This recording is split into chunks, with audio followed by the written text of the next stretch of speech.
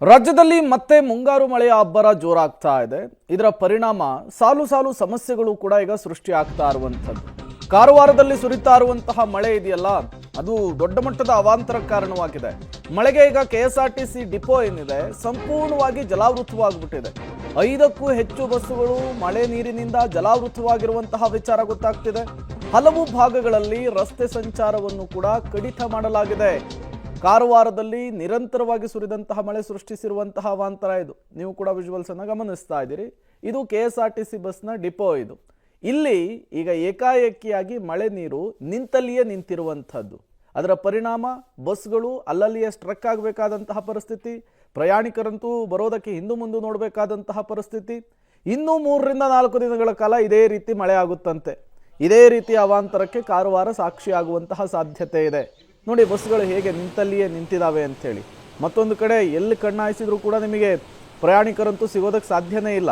ಅಲ್ಲಿ ಇಲ್ಲಿ ಕೆಎಸ್ಆರ್ಟಿಸಿಯ ಸಿಬ್ಬಂದಿಗಳೇ ಕಾಣಸಿಗ್ತಾರೆ ಹೊರತು ಎಲ್ಲ ಕಡೆ ನೀರು ಆವರಿಸಿದಾಗ ಪ್ರಯಾಣಿಕರಾದರೂ ಹೇಗೆ ಬರೋದಕ್ಕೆ ಸಾಧ್ಯ? ಏನಾಗುತ್ತೆ ಗೊತ್ತಾ, ಈ ಡಿಪೋಗಳೆಲ್ಲ ಎಲ್ಲಿ ಮಾಡಿರ್ತಾರೆ ಅಂದ್ರೆ ಕೆರೆಗಿರೆ ಒತ್ತುವರಿ ಮಾಡ್ಕೊಂಡಿರ್ತಾರೆ, ಅಂತ ಕಡೆ ಡಿಪೋ ನಿರ್ಮಾಣ ಮಾಡಿರ್ತಾರೆ. ಬೆಂಗಳೂರಿನ ಸುಮಾರು ಡಿಪೋಗಳು ಕೆರೆನಲ್ಲಿ ಕಟ್ಟಿರೋದು. ಸೊ ಹಾಗಾಗಿ ನಿಮಗೆ ತಗ್ಗು ಪ್ರದೇಶದಲ್ಲಿ ಆ ಮಳೆ ನೀರು ನಿಂತ್ಕೊಳ್ಳೋ ಜಾಗದಲ್ಲಿ ಮಳೆ ನೀರು ನಿಂತ್ಕೊಳ್ಳುತ್ತೆ. ನೀವು ಡ್ರೈನೇಜ್ ಸಿಸ್ಟಮ್ ಕರೆಕ್ಟಾಗಿ ಮಾಡಿಲ್ಲ ಅಂತಂದರೆ ಇದನ್ನು ನೀವು ಎಕ್ಸ್ಪೆಕ್ಟ್ ಮಾಡ್ಬೋದು. ನೀರು ಹರಿದೋಗಕ್ಕೆ ಜಾಗ ಇಲ್ಲ, ಕಸ ಕಡ್ಡಿ ತುಂಬಿಕೊಂಡಿರುತ್ತೆ, ಕ್ಲೀನ್ ಮಾಡಿರಲ್ಲ.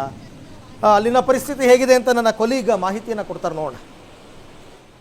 ಕನ್ನಡ ಜಿಲ್ಲೆಯಲ್ಲಿ ಅಬ್ಬರದ ಮಳೆ ಸುರಿತಾ ಇದೆ. ಅದರಲ್ಲೂ ಕಾರವಾರದಲ್ಲಿ ಅಕ್ಷರಶಃ ನರಕವನ್ನೇ ತೋರಿಸ್ತಿದೆ ಮಳೆ. ಈ ಭಾಗದಲ್ಲಿ ನೀವು ನೋಡ್ಬೋದು, ಇವತ್ತು ನಾವು ಕಾರವಾರದ ಡಿಪೋ ಭಾಗದಲ್ಲಿದ್ದೀವಿ. ಈ ಭಾಗದಲ್ಲಿ ನೀವು ನೋಡ್ಬೋದು ಸಂಪೂರ್ಣವಾಗಿ ಮಳೆಯಿಂದ ನೀರು ಆವೃತವಾಗಿ ಡಿಪೋ ಸಂಪೂರ್ಣ ಮುಳುಗಡೆ ಆಗಿರುವಂಥದ್ದು ನೀವು ನೋಡ್ಬೋದು. ಈ ಭಾಗದಲ್ಲಿ ಸುಮಾರು 20ಕ್ಕೂ ಹೆಚ್ಚು ಬಸ್ಸುಗಳು ಅಲ್ಲಿಯೇ ನಿಂತಿದೆ. ಯಾಕೆಂತಂದರೆ ಮಳೆ ಬಂತು ಅಂತಂದರೆ ಹೆಚ್ಚಿನ ನೀರು ಬಂದಾಗ ಈ ಭಾಗದಲ್ಲಿ ಡಿಪೋಕ್ಕೆ ನೀರು ನುಗ್ಗುವಂಥದ್ದು. ಯಾಕೆಂದರೆ ಇದು ತಗ್ಗು ಪ್ರದೇಶದಲ್ಲಿದೆ. ತಗ್ಗು ಪ್ರದೇಶದಿಂದಾಗಿ ಈ ಭಾಗದಲ್ಲಿ ಹೆಚ್ಚಿನ ನೀರು ಈ ಭಾಗದಲ್ಲಿ ಈಗ ನಿಂತಿರುವಂಥದ್ದನ್ನು ಗಮನಿಸ್ಬೋದಾಗಿದೆ. ಯಾಕೆಂತಂದರೆ ಕಳೆದ ವರ್ಷವೂ ಕೂಡ ಈ ಭಾಗದಲ್ಲಿ ದೊಡ್ಡ ಮಟ್ಟದಲ್ಲಿ ಈ ಭಾಗದಲ್ಲಿ ನೀರು ನಿಂತಿತ್ತು. ಈ ವರ್ಷವೂ ಕೂಡ ಮಳೆಯ ಅಬ್ಬರಕ್ಕೆ ಸಂಪೂರ್ಣವಾಗಿ ಈಗ ಮುಳುಗಿ ಹೋಗಿರುವಂಥದ್ದು. ಕಾರವಾರದ ಬಹುತೇಕ ಹಲವು ಭಾಗಗಳಲ್ಲಿ ಈಗ ಮಳೆಯಿಂದಾಗಿ ಸಂಪೂರ್ಣವಾಗಿ ರಸ್ತೆಗಳು ಜಲಾವೃತವಾಗಿದ್ದಾವೆ. ಮನೆಗಳಿಗೆ ನೀರು ತುಂಬಿ ಆ ಭಾಗದಲ್ಲಿಯೂ ಕೂಡ ಸಾಕಷ್ಟು ಹಾನಿಯಾಗಿರುವಂಥದ್ದು ನೀವು ನೋಡ್ಬೋದು.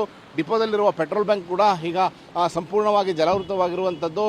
ಜನರು ಈ ಭಾಗದಲ್ಲಿ ಈಗ ನಿದ್ದೆಗೆಟ್ಟು ಈ ಭಾಗದಲ್ಲಿ ನಿಂತು ನೋಡುವಂಥ ಪರಿಸ್ಥಿತಿ ಆಗಿರುವಂಥದ್ದು.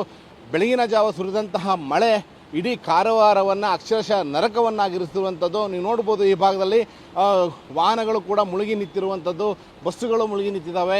ಈ ಭಾಗದಲ್ಲಿ ನೀವು ಗಮನಿಸ್ಬೋದು. ಯಾಕೆಂತಂದರೆ ಬೆಳಗ್ಗೆ ಬೇರೆ ಬೇರೆ ಭಾಗಗಳಿಗೆ ಬಸ್ಸುಗಳು ತೆರಳುತ್ತಾ ಇದ್ವು. ಆದರೆ ಈಗ ನೀವು ನೋಡಿದರೆ ಸಾಕಷ್ಟು ಈ ಭಾಗದಲ್ಲಿರುವಂತಹ ಬಸ್ಸುಗಳು ಕೂಡ ಜಲಾವೃತವಾಗಿರುವಂಥದ್ದು. ಇನ್ನು ಈ ಭಾಗದಲ್ಲಿ ಬೇರೆ ಬೇರೆ ಕಡೆ ಭಾಗಕ್ಕೆ ಕೂಡ ಈಗ ಬಸ್ಸುಗಳು ಹೋಗಬೇಕಿತ್ತು. ಆದರೆ ಕೆಲವು ಬಸ್ಸುಗಳು ಈಗ ಬಂದಾಗಿರುವಂಥದ್ದು, ಸಂಚಾರವನ್ನು ಸ್ತಬ್ಧವಾಗಿರುವಂಥದ್ದನ್ನು ಕಾಣ್ಬೋದಾಗಿದೆ. ಉತ್ತರ ಕನ್ನಡ ಜಿಲ್ಲೆಯಲ್ಲಿ ಅದರಲ್ಲಿಯೂ ಕಾರವಾರದಲ್ಲಿ ಅಸ್ನೋಟೆ ಭಾಗದಲ್ಲಿ ಅತಿ ಹೆಚ್ಚು ಮಳೆಯಾಗಿದೆ. 153 ಮಿಲಿಮೀಟರ್ಗೂ ಹೆಚ್ಚು ಮಳೆಯಾಗಿರುವಂಥದ್ದು.